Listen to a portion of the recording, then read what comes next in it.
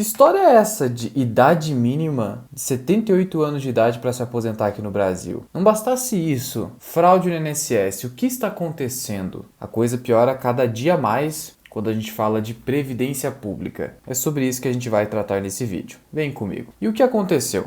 O Banco Mundial, isso foi uma informação revelada pelo jornal Valor Econômico, trouxe estimativas preocupantes a respeito da previdência pública aqui no Brasil, citando que, se a coisa não melhorar, a idade mínima para a aposentadoria no Brasil teria que aumentar para 72 anos em 2040, e a gente já está em 2025, mais 15 anos, e 78 anos em 2060. Imagine só, hoje a expectativa de vida no Brasil é de 76,4 anos, conforme dados do IBGE de 2023. Olha que maluquice é a nossa previdência pública. A gente precisaria colocar uma idade mínima que é superior à expectativa de vida atual. Claro que a gente espera que com os avanços da medicina a gente consiga aumentar essa expectativa de vida, mas não é algo tão acelerado assim. O relatório ainda cita a insuficiência da reforma da Previdência de 2019, que não resolveu o problema, colocou uma idade mínima de 65 anos para homens e 62 anos para mulheres, mas foi uma medida meramente paliativa. E você precisa entender o seguinte: qualquer reforma da Previdência, ela não vai conseguir resolver em definitivo esse problema da Previdência Pública no Brasil. Porque quanto mais a expectativa de vida das pessoas vai aumentando, quanto mais ocorre o envelhecimento populacional, mais haverá necessidade de aumentar a idade mínima para a aposentadoria. E não é só isso. Cada vez mais as famílias têm menos filhos. As mulheres não querem sair fazendo filho de qualquer jeito, querem planejamento familiar. Então nós temos dois problemas aqui: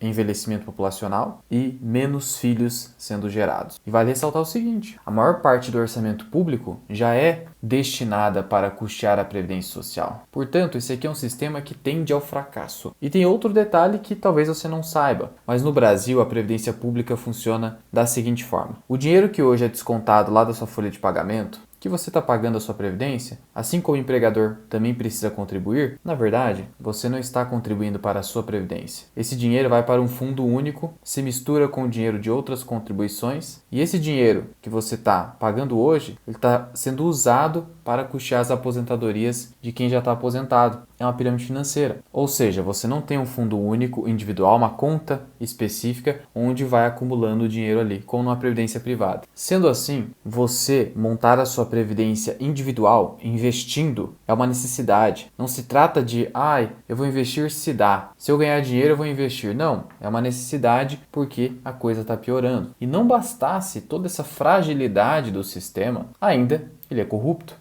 Fraude no INSS, acabou de estourar essa. 97% dos aposentados não autorizaram descontos que sindicatos e associações vêm fazendo já há alguns anos. Então tem lá o pagamento da aposentadoria, da pensão, e está tendo desconto, sem autorização nenhuma. Minha avó, por exemplo, acusou isso aí. Ela verificou que tinha um desconto que estava sendo feito e ela nunca autorizou, nunca teve nada. O impacto financeiro dessa fraude foi de mais de 6 bilhões de reais. Por conta disso tudo, uma operação em parceria com a Polícia Federal, a CGU recomendou ao INSS que realizasse o bloqueio cautelar e imediato de descontos de novas mensalidades associativas. Houve aí a execução de 211 mandados de busca e apreensão e 6 mandados de prisão até. Houve também o afastamento do atual presidente do INSS. E note que, com o aumento da expectativa de vida, cada vez mais haverá o aumento da idade mínima para se aposentar. Isso é muito ruim para a previdência pública. Aumenta o gasto público, a necessidade de mais tributação, as pessoas não conseguem se aposentar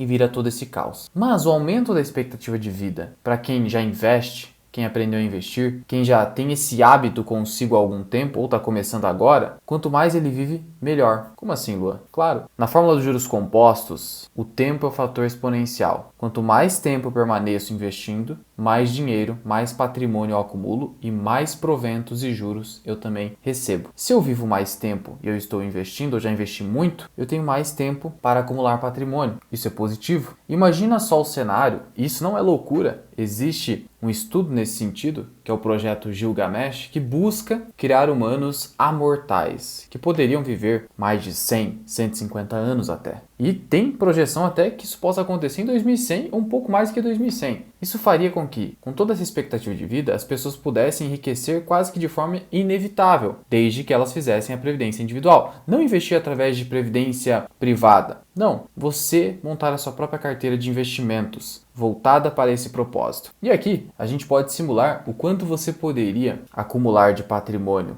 e renda ao longo de 15 anos de investimento. 15 anos, bem menos que o prazo que você precisa estar ali, entre aspas, investindo com as contribuições previdenciárias. 15 anos. Isso considerando uma taxa de poupança de 25%, que inclusive é inferior à totalidade dos recursos que vão para a previdência. Por quê? Porque no seu salário existe 20% empregador e a sua parte. Então 25% fica abaixo disso inclusive. Claro que o ideal é ter uma taxa de poupança ainda superior, que daí você consegue acelerar esse processo de independência financeira. Mas a gente sabe que é extremamente difícil ter uma taxa de poupança muito elevada. Além de tudo, quando a gente está construindo um bom hábito, a gente tem que ir devagar. Porque se a gente colocar metas muito avançadas e tentar alcançar essa meta assim imediatamente, a gente não vai ter consistência. Então começa devagar. Se você só pode começar com 10%, começa com 10% e vai avançando ao longo do tempo. Faça um escalonamento ao longo do tempo da sua taxa de poupança. Seja porque você, ao se desenvolver, passou a ganhar mais na empresa ou em outra empresa, e aí você agora consegue poupar mais, se aumentar proporcionalmente seus custos desnecessariamente, ou porque você até consegue aumentar essa taxa de poupança, mas não agora,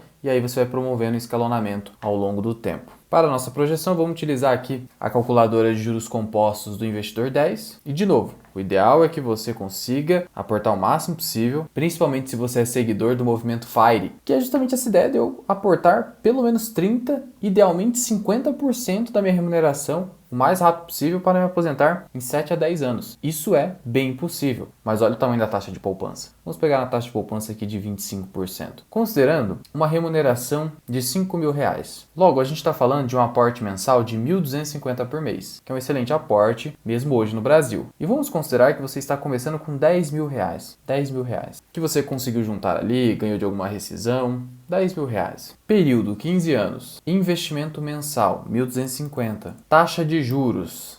Aqui que é o problema, porque vai depender da sua capacidade de investimento, de tomar boas decisões de investimento. Vamos inserir aqui apenas a taxa de juro real de um bom investidor, ou seja, aquela taxa de juro acima da taxa de inflação. Se hoje você simplesmente investir através de títulos públicos do governo, você vai ter um ganho real aí de aproximadamente 6%, o que é bastante considerando os títulos públicos federais, porque o risco de crédito é muito baixo, de não recebimento da sua grana. Agora, se você tiver uma carteira diversificada, com exposição a ações e outros ativos, dá para você conseguir aí algo bem superior a isso, uma taxa de 8%, mas precisa tomar boas decisões ao longo do tempo. E se beneficiar do imposto diferido, ou seja, evitar vendas desnecessárias de ações, fundos imobiliários, outros ativos de renda variável, a fim de não pagar imposto e ir diferindo esse imposto ao longo do tempo e se beneficiar apenas dos proventos advindos desses ativos, porque os proventos ainda no Brasil são isentos de imposto de renda, sendo assim uma taxa de 8%. Calcular. Dessa forma, aqui eu estou colocando ganho real, você teria acumulado quase R$500 mil em 15 anos. Agora, adicionando aqui a inflação, uma inflação de 5% pelo menos, vamos colocar 13% então, em termos nominais, a gente teria R$647 mil. Mas você não concorda também que eu até poderia adotar essa taxa total na minha estimativa, porque afinal de contas, você também não iria reajustar o tamanho desse aporte ao longo do tempo? Você não iria aumentar, seja por conta do seu salário ter sido reajustado pela inflação, seja porque você começou a conseguir aportar mais? É razoável essa projeção. E aqui na taxa está os dividendos reinvestidos. Aqui considera reinvestimento de proventos. Aqui é só valores novos, importante essa distinção. Então se eu conseguir chegar aí a 650 mil arredondando-se em 15 anos, e considerando que eu aportei entre 1.250 a no máximo 1.500 com reajustes, e que uma carteira voltada para a renda no Brasil vai te proporcionar algo em torno de 8% até 9% de dividend yield, estamos falando aí de mais de R$4.000 por mês de proventos. Isso para quem aportou menos do que R$1.500 por mês. Superou e muito o tamanho do seu aporte. E lembre-se, na aposentadoria do INSS, você não vai receber a título de aposentadoria muito mais que o seu aporte mensal, que é o seu salário, tampouco vai superar o teto do INSS, que existe um teto, não tem como ganhar mais do que aquilo. Então, se você ganha 20, 30 mil reais e o teto é 7 mil, não interessa, você vai ganhar o teto, porque você está contribuindo também com base no teto. Você não tem um desconto em cima do total do seu salário se ele supera o teto,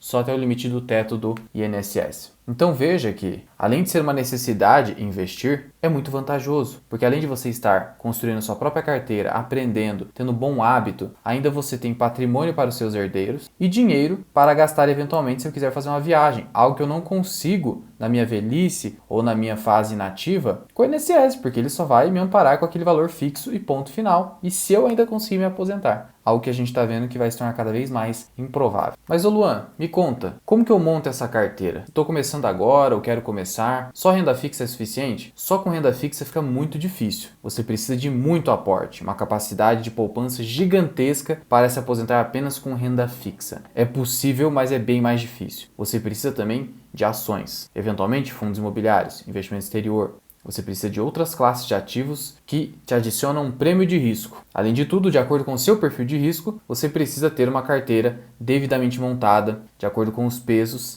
indicados para o seu perfil de risco. Dentro de uma carteira de ações, você precisa entender quais seriam as ações que são adequadas para você. E tudo isso eu trago no meu treinamento Formação Mirai Investing, que está na comunidade FMI. É só você clicar aqui embaixo que você vai conhecer tudo que tem na comunidade FMI, onde você vai ter acesso ao meu treinamento FMI, que é o mais completo do mercado, por uma assinatura que você pode cancelar a qualquer momento, além de outros diversos conteúdos lá disponíveis. E de novo, é uma necessidade você aprender a investir. E com essa assinatura que você cancela a qualquer momento, não há desculpa para não começar agora. Mas claro, se não for o seu momento, ainda não é o seu momento, não tem problema. Aqui em cima eu vou deixar um vídeo onde eu mostro para você como que você escolhe ações com apenas 3 indicadores, de forma superior a 99% dos investidores. Corre lá!